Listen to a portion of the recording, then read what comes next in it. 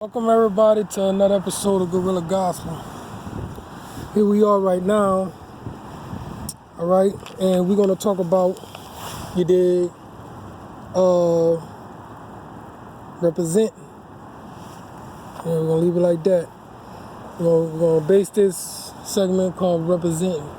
Representing. You're representing, yeah. It says in Numbers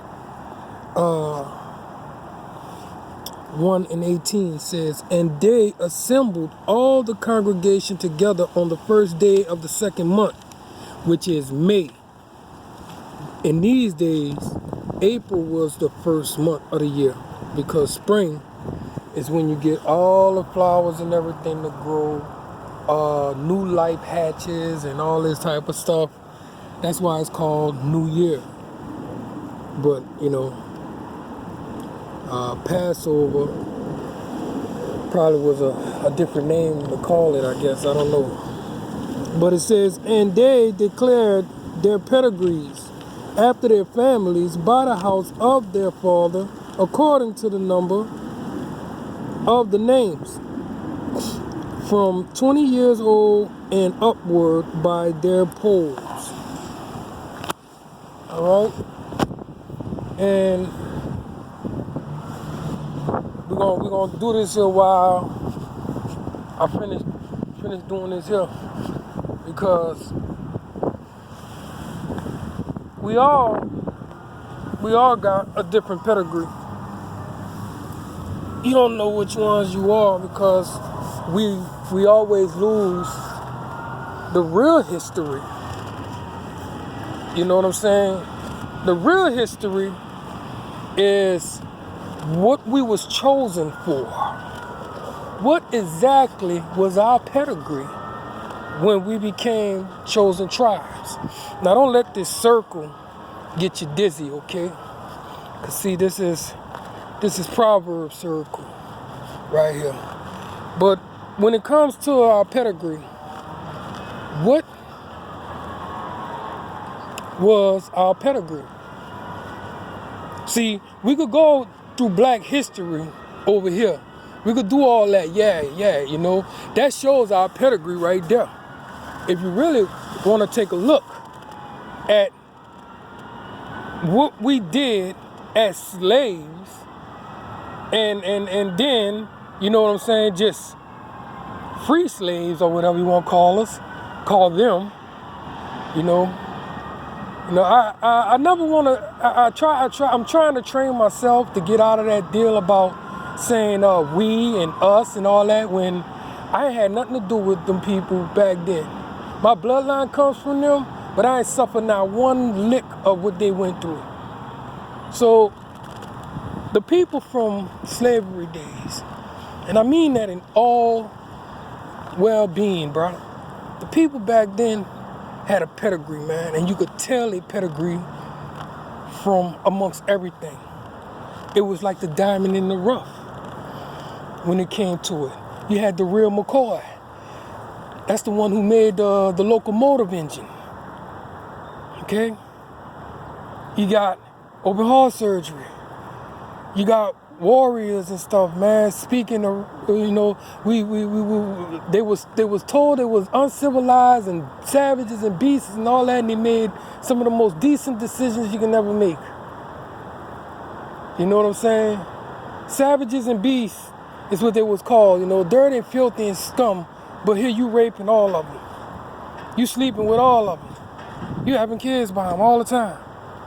They got kids running around with your pedigree in them right now, being called the N-word and all this nonsense. But here they are, dirty, filthy, trifling and all that. But you leaving your wife and going to the, the sugar shack. You heard me? Then, I'm not gonna beat them up like that. Just pointed that out. But our pedigree, man. Yeah, we could look up all the black history we want. All right? And all that other stuff. But you gotta go deeper than that. You gotta go deeper than that, because see, when it comes to being creative. We all have a creative mind, bro. Don't get me wrong, right? Look at us, right? We shot somebody to the moon. We floating out there in space, just taking up space, all right? Some of us have a pedigree of just doing things ain't got no business doing, you know? I mean, but here we are in 2020, and we still don't know what our pedigree is. We still don't know what it takes to break these chains. We still haven't found a peace of mind to say, I'm a human being, and really mean it, really feel like that. Because to say you're a human being, you can walk out this door and you can go get a job just like any other human being. You can walk down the sidewalk and you could say hello and get a hi back or something, or good morning or something, you know? You can do things like that. You can walk down the street and you can not be judged by how you look and all that type of stuff. We find ourselves walking in circles. We walk in circles that leads us nowhere. I mean, this one, I'm doing my thing here. This is where I do my thinking and everything. So that's a different story. But here we go with the circle. Time after time after time after time, we lost our pedigree with the religion, with God. Time after time after time, we get captured or we get handed over by God. One of the two. And then we become slaves, and then they mistreat us, and then God said no more. Cause see, y'all really don't know how to treat people, man. Cause I handed them over to you, you know.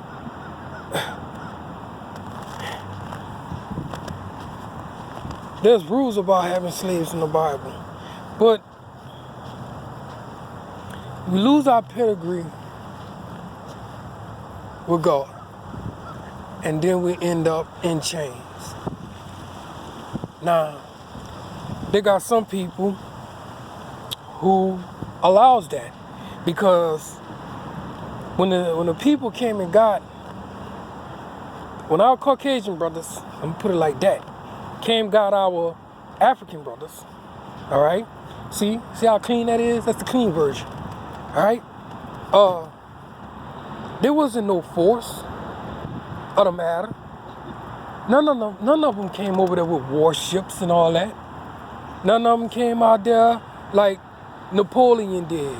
Now, if you look at what Napoleon did, he couldn't even conquer with all of soldiers and fighting he had up against spear chuckers. They ran him out. They ran people with guns, and that's the power of God right there. But here you have it to where you got people coming and going, like, you know what I'm saying? You know, a drive-through. And they float up and they load up and they go, and then another ship comes and float up and load up and go, and basically in the same spot. Does that not raise a brow? A brow? Does it not make you go, You know, back when Arsenio Hall was like, things to make you go, Does that not cure, you know? I mean, there would have been some kind of war going on with all those tribes over there. Africa is very big. And I know them dudes are real warriors, bruh. Real warriors. Real warriors. So, we forgot our pedigree. We got handed over, bro. Nobody ain't came and took us from nowhere. We got handed over. And most likely it was either out of two reasons. One, somebody negotiated for a new change to come. There was something new about to start happening. You know, frying pans and cooking grease and all that type of stuff. You dig? You know, new academic. So, We need to build this world over here. If you read in the Bible, it'll tell you that Solomon even packed like, what, 40,000, 60,000 workers to go to another country to work and all this other type of stuff, like handed them over in a so to speak way, you know. And Solomon got paid off for the backs of them. Yeah, you know. Now, guilty as charged, bro. The Bible is all true. It doesn't sugarcoat. But you don't read it. You don't read it to realize where your pedigree at. And that's what leaves you ignorant, and it makes you frustrated, aggravated, and angry. And all you could do is just lash out. You know? Like the word Niger got to America, they said the word, they describe it as the word nigger. The word Niger is in Acts 13, verse 1.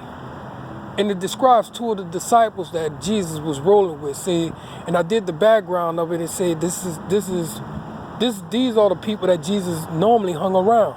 He hung around niggers. And they said that he was also the same color as them, as I did the research of it. But you got to make sure you do the right research, because some people just don't want you to find out the answers. But I made sure that I kept looking and making sure it said the same thing.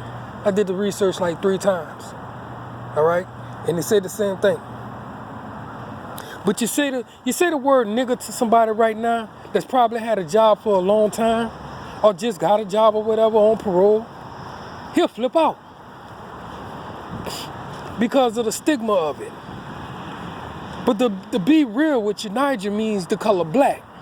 It's only they only calling you black in another language, like Negro. Negro means the color black. There's a word black in every language. Niger is a country in Africa, and it means black. So yeah, they call you black, and they call you nigger.